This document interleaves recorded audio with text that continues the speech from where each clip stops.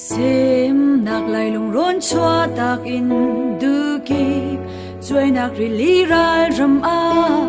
Nuam chel mal in na pha do ruat Kan vei liêu chan a hin Tla rau nu klum din tu ding le Lâu tlau lâu ding in a kan kil tu Ding a pa tian ni kri fa bu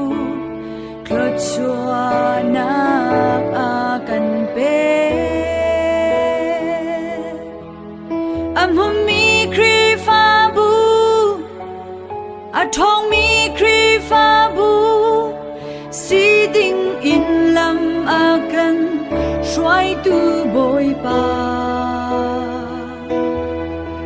Ni khan nu ni kha din A dot nak sung big he Khloa chua van ni a kan Pe tu boi pa Kan pa chian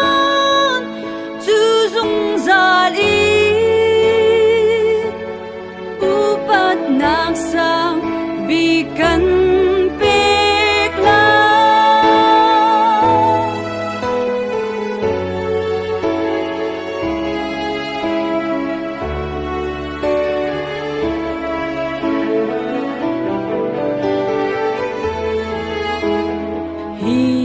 Lúc in a kan trôi sang tu thiel tha Phun tling in a kan thom tu Boi pa chu zai tik chan man a Phil shim shim la u si Mi phun dang le ram dang sin a Zau chun ok lak mi si khâu ding in Khát lệ khát kan y đốt nạc dông Phép chín cờ chín cầu xế Am hum mi kri fa bu A thong mi kri fa bu Si ding in lam a kan Shuai tu boi pa Ni khan nu ni kha din A dot nak sung big he Khloa chua van ni a kan Pe tu boi pa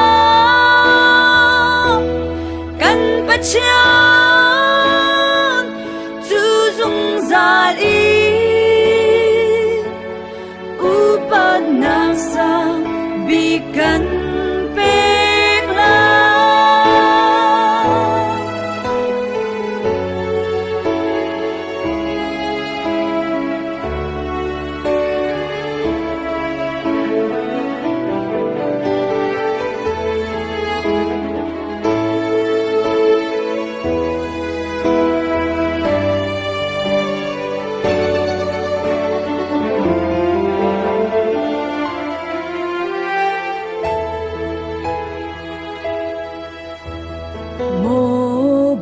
Na tu run roal hi ram tha chung a na kan phanter Na kri fa bu zong hi dir mu Tiang in na kan phanter A dong tiang in kan shuai sham lo Lam tim a mo kan ngol ta hin la Hi lei lung cao khi lan tiang in Nang cha mun dung zal se Am hum mi kri fa bu A thong mi kri fa bu Si ding in lam a kan Shuai tu boi pa Ni khan nu ni khan in A dot nak sung big he Khloa chua van ni a kan Pe tu boi pa Kan pa chian Zu zung za li Upat nak sang Bi kan pek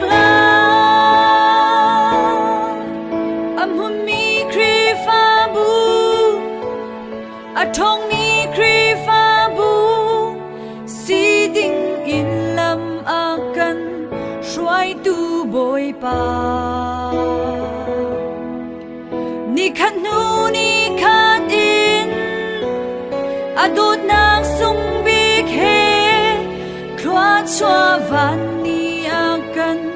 pe tu boy pa kan pa chia